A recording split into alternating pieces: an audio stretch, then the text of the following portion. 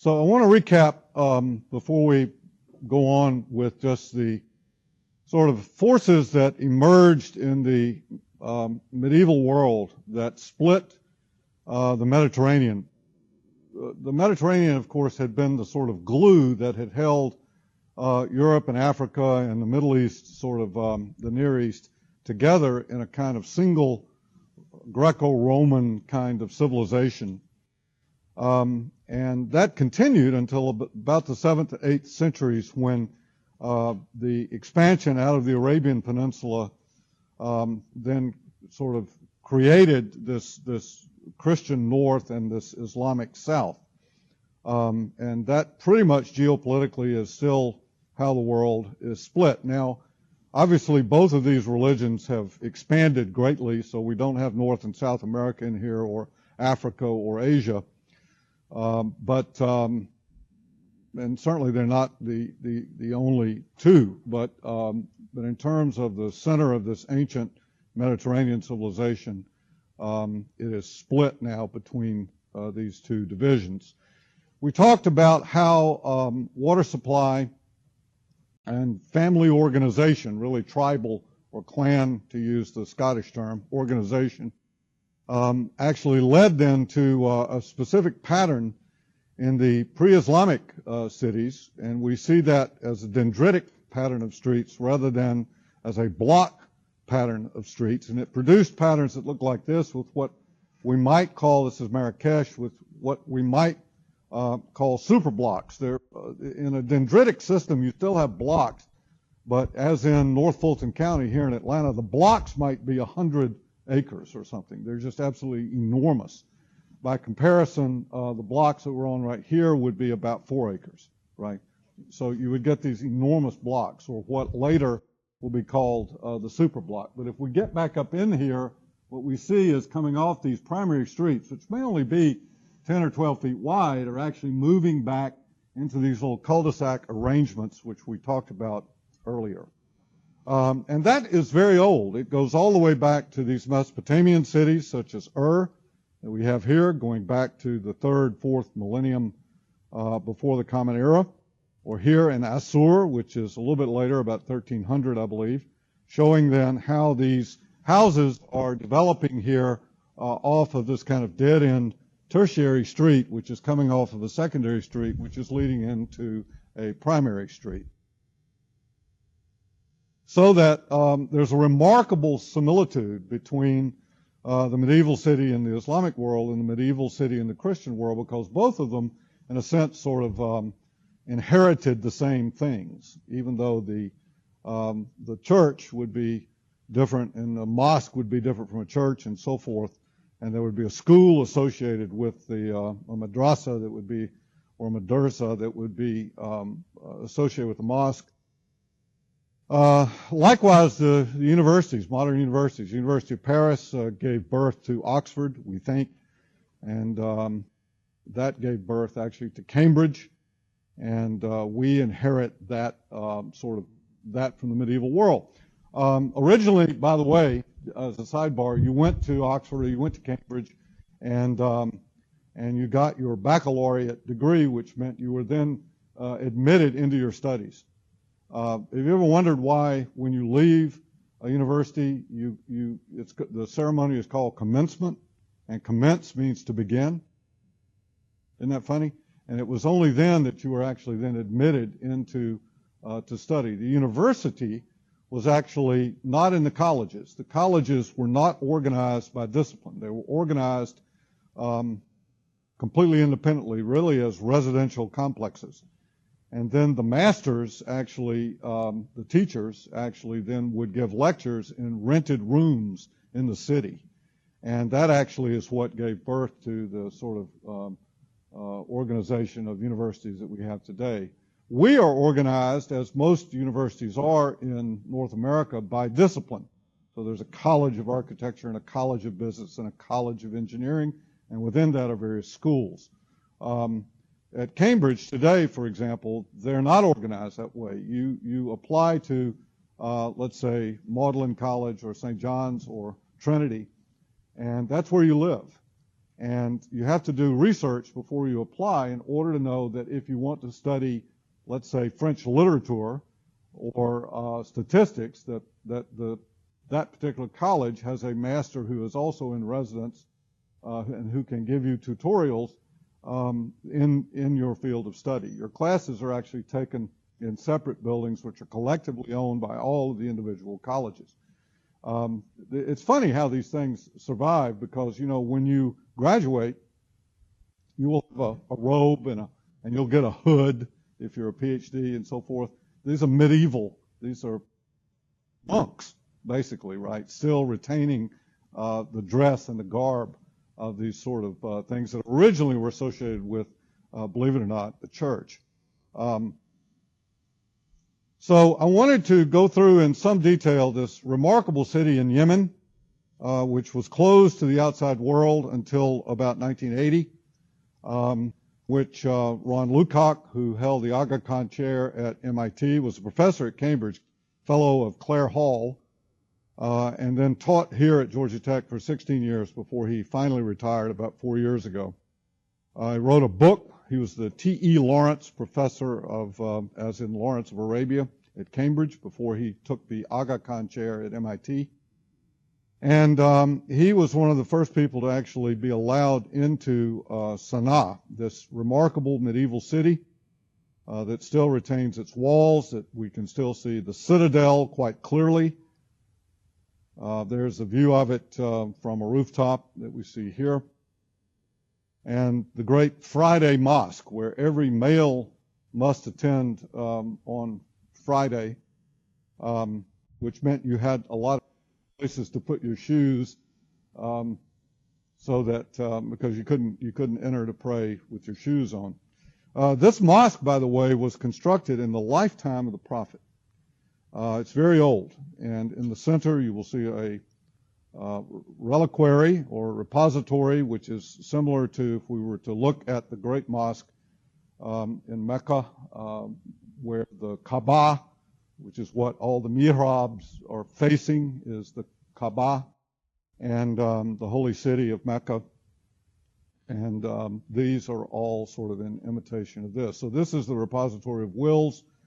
It is in the center of this very large courtyard, which of course you had to clean yourself prior to entering in order to pray. As an infidel, I would not be allowed in this because it is a functioning mosque. However, I was allowed in the madrasas or the madrasas, which are no longer functioning as they once did. This is actually in Fez, Morocco. This is the Kairouan madrasa. And to imagine that you're walking through the street with pack animals and a lot of feces from these pack animals, and urine and so forth in the streets, and then you walk the very narrow streets and you walk into one of these courtyards, and all of a sudden the world becomes completely silent and completely still. Absolutely beautiful. Just reflected images of paradise, in fact, from the Quranic references, of which there are about 118. In the Quran. So these courtyards, everything opening up to the interiors here open to the sky. Very similar to a Roman house, or this ancient house form that goes all the way back to the Megaron that was common throughout the Levant, what we now call the Near East, and North Africa, and on up into Turkey and so forth. The markets, of course, Sana'a is a large town, it's a capital town, so you have a very large market. People coming into these covered areas, sort of shopping malls. Quite elaborate. There we see the street sort of entering into this and out the other side over here. And these things are really colorful and really extraordinary. The odor, the smells are fantastic. There's a couple of building types that I would like to point to that are unique to the sort of medieval Islamic world. And again, these are not Islamic institutes. These buildings that we're looking, obviously a mosque and a madrasa is, but these are not. But it's in the Islamic world. Okay, so that's a pretty broad territory. This is the Wakalat Bazaar that is in Cairo, medieval Cairo. And you'll notice that it's organized, in fact, it's a market building or organized around this open court with actually rooms to rent actually on the top. This one was restored, actually. It's a World Heritage Site, a very famous one. And you can see there the organization of the building type with an entrance. That this is the second floor, so you're actually entering here off the street and then moving into this courtyard. Other retail distribution would be like it was in Pompeii or like it was in Rome or any of these cities, Ostia. And that is you have shops that open out to the street. This is Sana'a, one of the main streets actually in Sana'a. And again, very, very, it's wonderful, very colorful. A lot of these shops would be very, very shallow. They would be very small. You might have, it's not a good example, but in this one, let's presume that it's a tailor. And so you might have a depth of 8 feet with 3 people in there actually making a coat of some sort, or making an article of clothing, actually in the shop. These markets, of course, had a highway network which stretched out from the city into the rural areas. And caravans, of course, would come in for trade and so forth. And in certain circumstances, if you're far enough away, and this goes back to those embryonic sort of what Mara called in the medieval European world the organic growth town that would often develop around a market. I was in North Africa. I was actually in Morocco.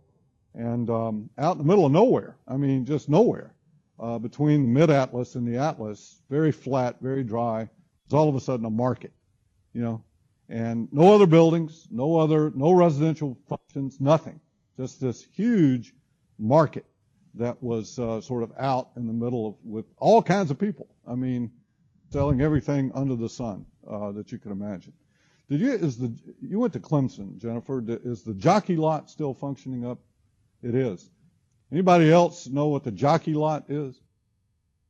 Yeah, up off I-85. Yeah, it's sort of like that. It's out in just a big open area, and everybody comes and sells everything. You know, it's really amazing. So the problem with these caravans, of course, is that they're coming in on pack animals. They were in the Middle Ages, so you had to have places to put them, and a separate kind of a sort of hotel developed.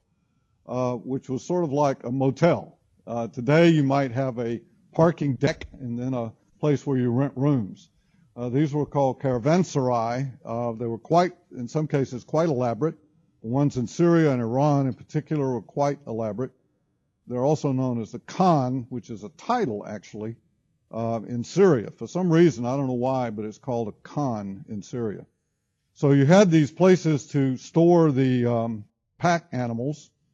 There we actually see a bazaar with a caravanserai attached here in Sana'a. This is the entrance, and so the animals would come in and they would be quartered on the ground floor that we see down here.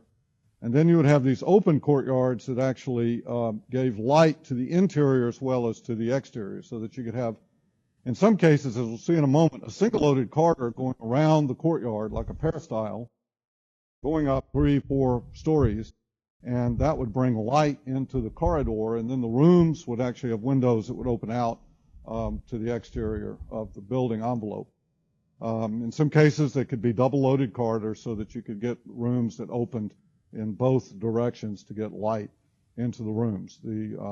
So what you have, in a sense, is a parking deck down here, except it's for pack animals. In some cases, these were quite elaborate, such as the Karaj Caravanserai in Iran, or this one, which is absolutely beautiful in Damascus, known as the Khan Assad Pasha, which obviously had a significant Byzantine influence in its architecture. Really remarkably beautiful. Incredibly beautiful, I think. So, if we go into one of these, what we see is on the ground floor, very little light. This is where you're keeping your transportation. And then you go up the steps to, in this case, a single-loaded, this is in Sana'a, a single-loaded corridor with rooms opening to the right off of that corridor. And then in those rooms, you would have windows that open to the outside. And then, of course, all these corridors open into these open courts. Often in a caravanserai would be a place of great social activity, sort of like when I was growing up, the pool hall in a small town or something where all the sort of retired people would go and sit around and play checkers or something, right? And drink beer or do whatever. Here they're not drinking beer, they're drinking tea, although tea is very difficult to make in Yemen because of the altitude. It's difficult to boil water. So great social activity around little taverns or a bar, cafe kind of a thing. Here is the connection then of that single loaded corridor. We were in there just a moment ago coming across the courtyard. This is open down to the level with the animals. So there you see actually one of the gates to keep the animals enclosed. And then here is actually the residential portion up above. And then here is a restaurant cafe, which is adjacent to that caravanserai and is a great center of social activity with extremely good food, I might add. If you've never had kefta kebab, you owe it to yourself to do that. So lamb with spices that are cooked on a skewer. So here they are. That's me sitting. No, not really. That's where I would like to be at this point in my life, sitting there drinking tea and sort of shooting the breeze about, how we're going to make the world a better place. Baths. This is one of the neighborhood baths in Cairo, and there's a lot of speculation about where these bath types, because they are exactly like the way the Roman baths work, with a hypocaust system that produced very hot water, heated sauna-type conditions, sweat rooms, in other words, and then a cold bath to close the pores down, and so forth, and sort of a potateria where you would change clothes and sit, because you can't go directly from your body temperature will heat up to 100, 110, 115, 120 degrees. So you can't go directly in the cold water. You'll have a stroke. So you have to cool down for 20 or 30 minutes, and that is an occasion, again, for a light meal, some tea, conversation where you're sitting around wrapped in a towel, allowing your body to cool down before you actually move into the cold water. This is a section through one of these baths, through that bath actually, and you can see here the furnace room, which is using not only wood but also animal manure, dung, to burn. And then this is the large room, which we're going to go into in a moment, and then here we see the sweat room. The controversy, it's not really a controversy, but there's a large question, unknown, for which there's no answer. Did the Romans take this from someone else, or did this derive from the Roman type? There were baths in the Greek world, but they were associated with gymnasia. They were associated with exercise, so they weren't baths like we have in the Roman world, these great sort of institutions, social institutions that everybody went to, whole families, extended families, all your friends, a whole neighborhood would sort of convene there. If it was a small neighborhood bath, you would have, as this does, this is actually saying, it's letting you know that this is the women's day or this is the men's day. So Tuesday, Thursday, Saturday or something would be for women, and Monday, Wednesday, for that sort of thing would be for men. Large baths, of course, had separate facilities segregated by the sexes. So if we go into that large room, what we see here is exactly what's going on. These guys are smoking cigarettes. And that's what this is, because it's very low light in there. That's what you're looking at here. But you have a cool water jet in a pond here so that you can sort of splash a little. If you overheat, you can sort of splash yourself down. But then we go sit up here and have conversation and so forth, waiting on your body temperature to cool down before you actually immerse yourself into a cold bath. This is actually another one of those rooms. You can see the jets of water coming up. Simple to do. You get water that's held at a higher elevation. It then puts a head pressure on it, and it just simply flows by gravity. Reconstruction of the hypocaust system, exactly the way the Roman bath worked. And then you can see there the flues that are actually coming into the wall cavity here and then heating it, and then hot water is actually coming out into this basin that we see right here. The backs of these, the back of the house of a bath is not a pretty sight. It is interesting nonetheless, very interesting. Here the wagon, the beluga wagon, is actually bringing in fuel. This is actually the furnace room that we see here, and then the exhaust coming up out there. And then these guys who are working there, who were very happy to see us when we were there. Sana'a has, it's a World Heritage Site, and it has some of the most remarkable and unique buildings in the world. These are residential buildings. They date to the 11th and 10th centuries, as far back as the 11th and 10th centuries of the Common Era. Very old.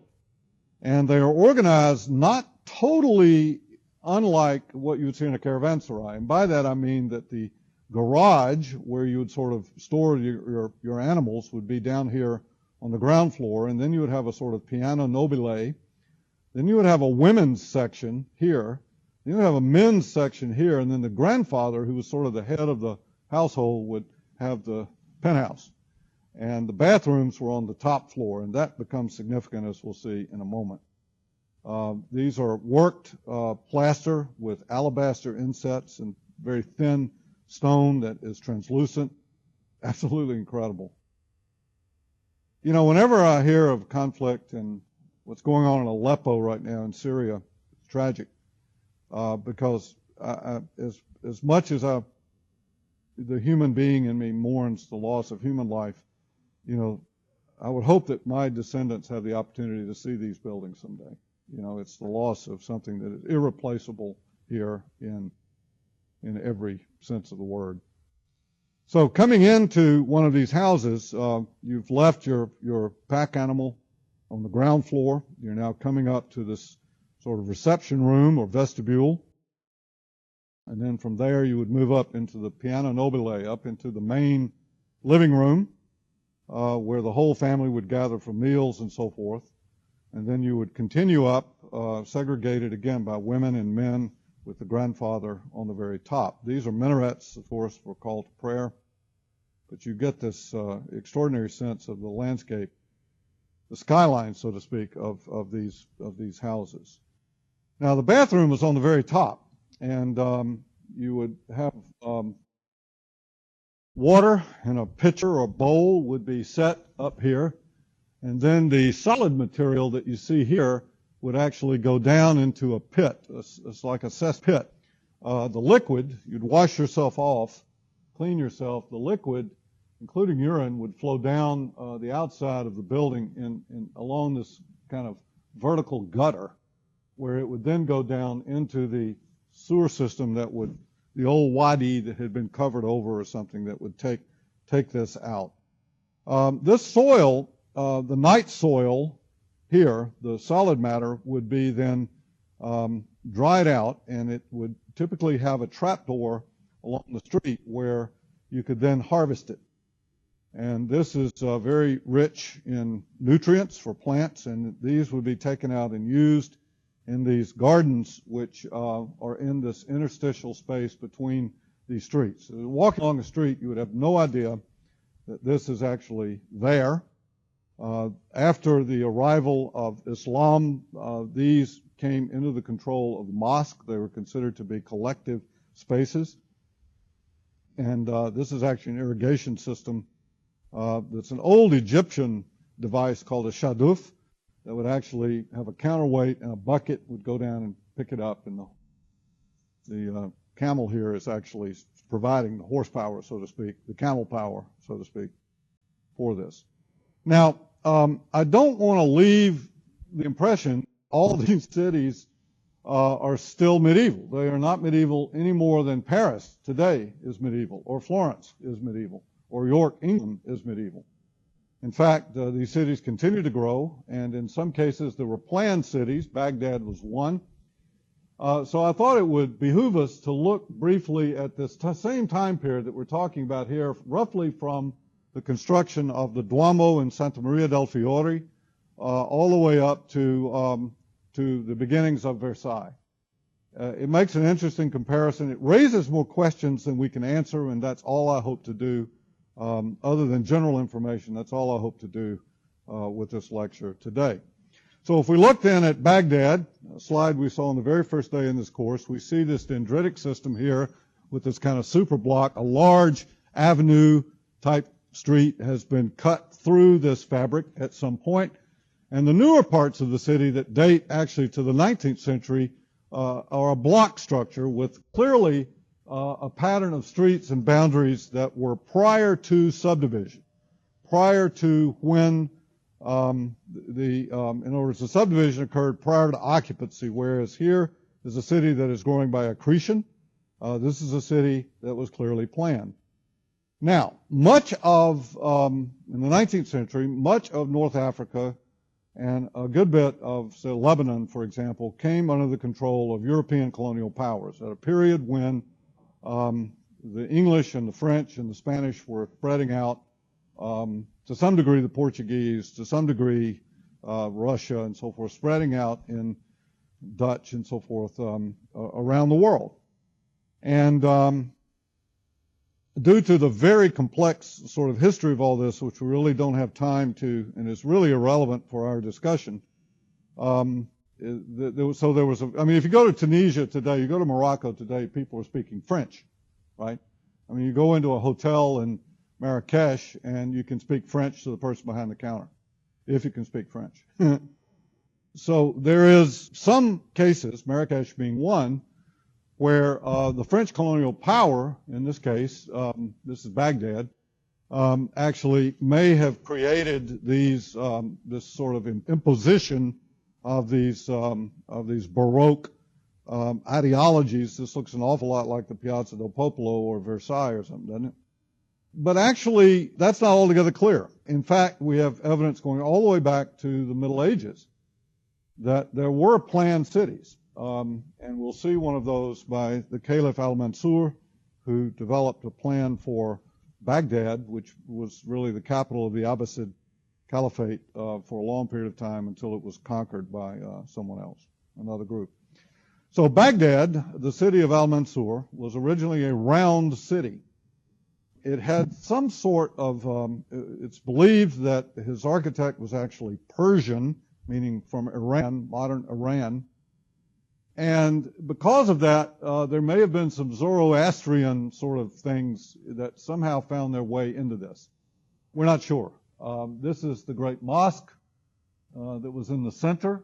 We don't know what this was intended to be used for. It had four main streets, this kind of boulevard that went all the way around, two sets of walls. Then you moved down these streets into, you'll notice these streets are through streets from the outside to the interior at the gates. And then these streets do not connect. So this connects from here to here, around to the next main street, and it produced tiers of rabads, or neighborhoods. And along these main streets were shops and so forth that we do know that. Now, the reason we don't know any more about this is because none of it remains.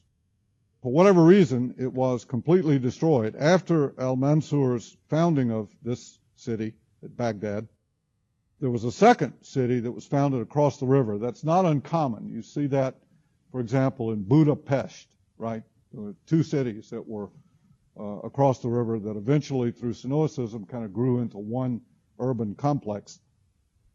And even today in the United States, Cincinnati and Covington, Kentucky, Covington, a little bitty place, Cincinnati, a great big city, but they're directly across the river from one another. Or Columbus, Georgia, and Phoenix City, Alabama, where a lot of people in Columbus are now moving because of lower tax. So this apparently had cosmological significance. The reason it's thought to have been Zoroastrian has to do with this Persian connection and the fourness, which was in all of it. Goes back to the Rig Veda. It goes way back in time, this fourness.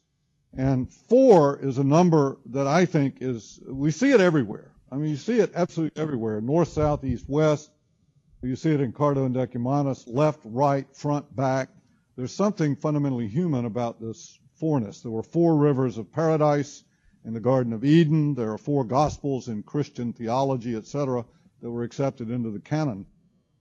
This fourness actually then seems to have originated in Iran, and we'll see in a moment the very name Bagh, B-A-G-H, Bagh, actually means garden, and a charbagh, a four-part garden, is also something that appears certainly in Isfahan as late as 1550 of the Common Era. This is one of those streets looking down the retail street from the gate here coming in, and then the second sort of street network that we see here, and then 40 of these shop bays have been omitted before we enter into this large square, or it's actually around this large public space. There have been many attempts to reconstruct this from what little evidence we have. This is one of them. Part of the difficulty in figuring out where it is today, again, no trace of this remains. It was on the Tigris River, is that the river has shifted in its course. So when you see that, for example, today, this shoreline might be here because of the action of the current eroding here and building up on the other side. We see this, the river shifting in Paris. I've already talked about that. These happen all the time. It does not bode well for the city of New Orleans, Louisiana. Right? Unfortunately. So here is modern Baghdad, and we see the oldest mosque is actually here. So the one assumption is that it was in this area, that round city. But if we look at the general alignment of the river, or the layout of the river, it may well have been down in here somewhere. So there's one group of people who believe that it must have been here. There's another group that believes that it was down here. That's fine. We have absolutely no idea where it was because nothing really remains of it. Now, if we go to Samarkand, Samarkand is in Central Asia. I believe today it is Uzbekistan, if I'm not mistaken. It was positioned on the Silk Road, the main trade route between China and the West. Samarkand was noted for being an Islamic center for scholarly study. In the 14th century, it became the capital of the empire of a man named Timur. He goes by a number of names, Timur or Tamerlane, to use the English name. He was the ancestor of the Mughal Empire in India. The people who built the Taj Mahal, for example. And I want to focus, clearly this is planned. It was not planned by any European colonial power. It was planned clearly by the architects of Tamerlane. And he is buried there today. But I want to focus in on this, the Registan, because the Registan actually is constructed almost in this very same time period that we're talking about, from the Piazza Santissima Annunziata to the beginning of Versailles, including all the royal plazas and so forth. And here it is today. Now, this garden form that we see here is called a charbagh, and it has lots of associations, and we don't have time to get into it in this course, but again, it originally meant a four-part garden. So when you see the term charbagh, C-H-A-H-A-R in English, B-A-G-H, bagh in English also, it means char, meaning four part. There were three schools that were built here over time in this extraordinary complex, using there's clearly a lot of Persian influence in this, the squinch arch, the decorative tiles, etc. This is the Ulugh Beg Madrasa, which was built during the Timurid Empire, 1417 to 1420.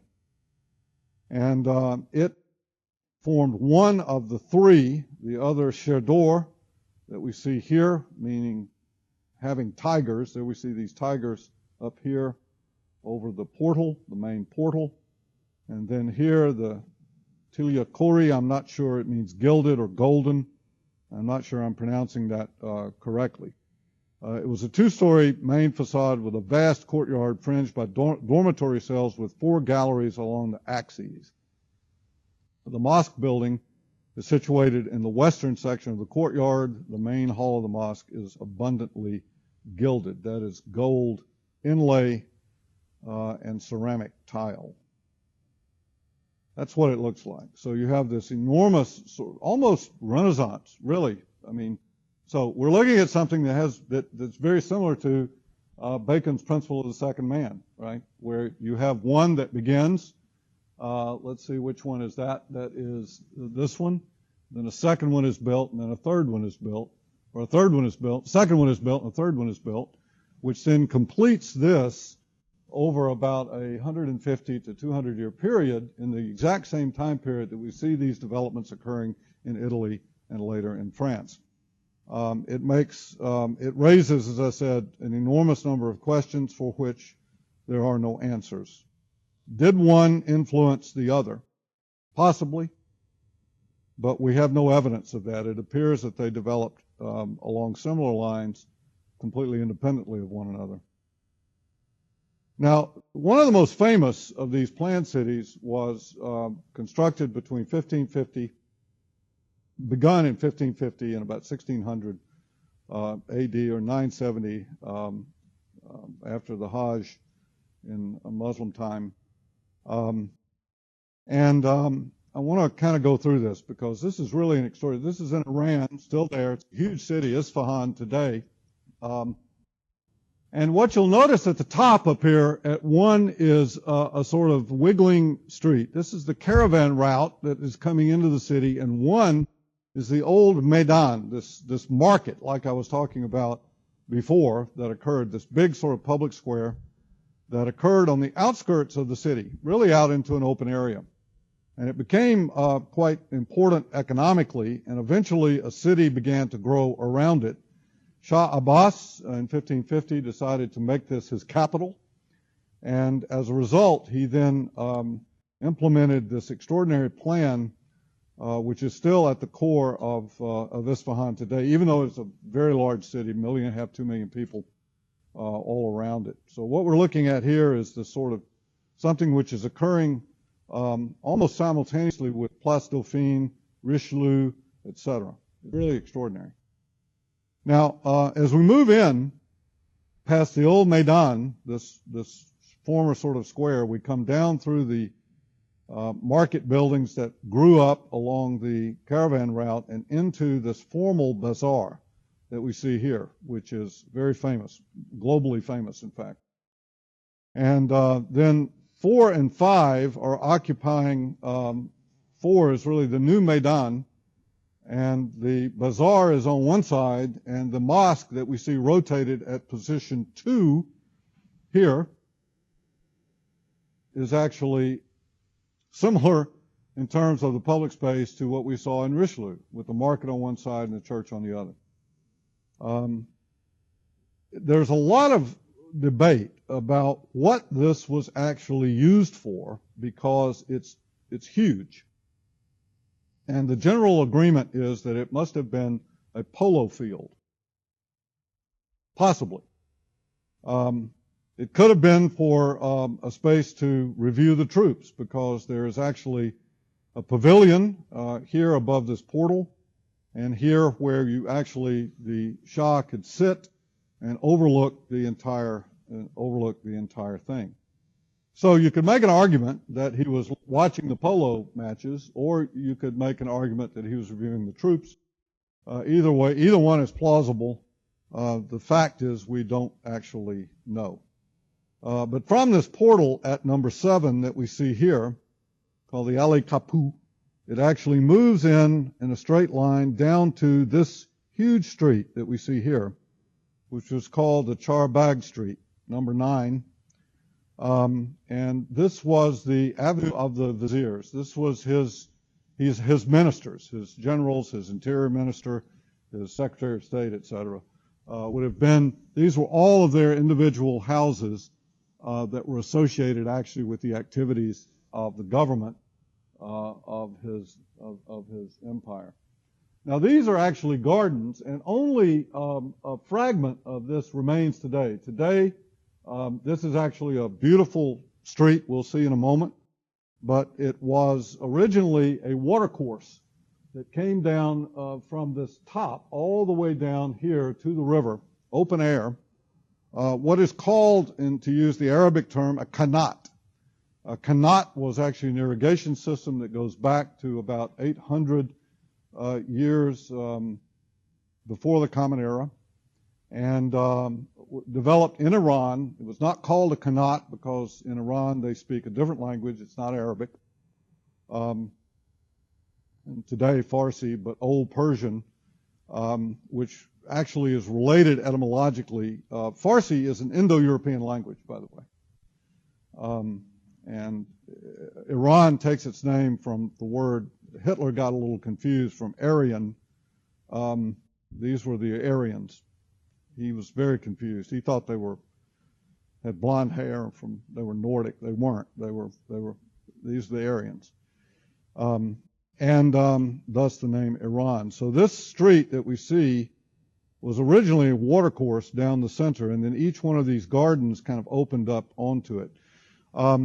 A qanat, I have to do this with my finger. I should put a slide in here to show you, but what you would do is you would capture snowmelt in the mountain or a source of a spring, and then you would build a holding tank and then a shaft that would come down and an underground tunnel that would bring the water in. It's thought that David Stronach, a scholar of this world, believes it may have been developed by miners, but to dewater the mines, we're not sure. But anyway, it was put into use as an irrigation system. Well, there's a point where you're coming downhill where it would then erupt into a flat plain, and it would move into a holding basin, a distribution tank, where it would then be distributed in various directions for different purposes. That's fairly common. The Romans did something similar, but the geometry, the precision of the geometry of these four-part gardens that we see here, along with all the tradition of Mughal gardens, Taj Mahal, all of that actually comes from this qanat, this system of qanats. And there is one at Pasargadae, which goes all the way back to the Achaemenid Empire, 600, 7th century before the Common Era. And is also evident at Persepolis, which was the capital of Cyrus, one of the Cyruses, Cyrus the Great. In any event, very little of this remains, so we are only seeing fragments of those. This one, for example, that still remains. This is that street that we see today. Here is the mosque that we see rotated to face the Kaaba, face Mecca. And then here is actually the entrance into, and that bazaar, it sort of doesn't show up here, but it's this huge complex that we see here, and then this sort of road that now has almost disappeared into the urban fabric. So what we see over here, again, this is not due to any European colonial influence. This is something that was developed entirely by Shah Abbas and his architects who were Persian. This is Iran, that's Persia. This is then, so let's go in. This is the bazaar. Absolutely fantastic building. This is the entrance then to the Maidan Isha from the bazaar. And there is the Maidan looking in the opposite direction toward the Great Friday Mosque. It's sort of interesting how they dealt with it. You actually enter here then into this courtyard, and then the mosque itself, the mihrab, of course, faces Mecca, but you are sort of separating it into two parts. This part, which is rectified to this geometry, and this part, which is rectified to Mecca. You can see the enormity of this, and then if we look at it from the other side, you'll notice that where they didn't have enough actual program, they went ahead and built, like at Place Vendôme, went ahead and built the facade up so that you could have this kind of uniform height around the entire thing, allowing the monumental buildings to actually be read against this foil, against this background of this great space. There is actually then the rotation that we see. I'll go through these quickly. This is the viewing platform that I referred to earlier. It's actually the house of his father. And then the charbag that we see, this is a carpet. Again, you see these are water courses from a central distribution tank. There's one that still remains, so you have to imagine in the next slide that street, in the median of the street here, the Charbag Street, actually had one of those water courses running all the way down the length of that street. Quite beautiful street. So you might want to study this particular slide, because I have been known to put this diagram up and ask you to identify 2 or 3 things on it. Okay?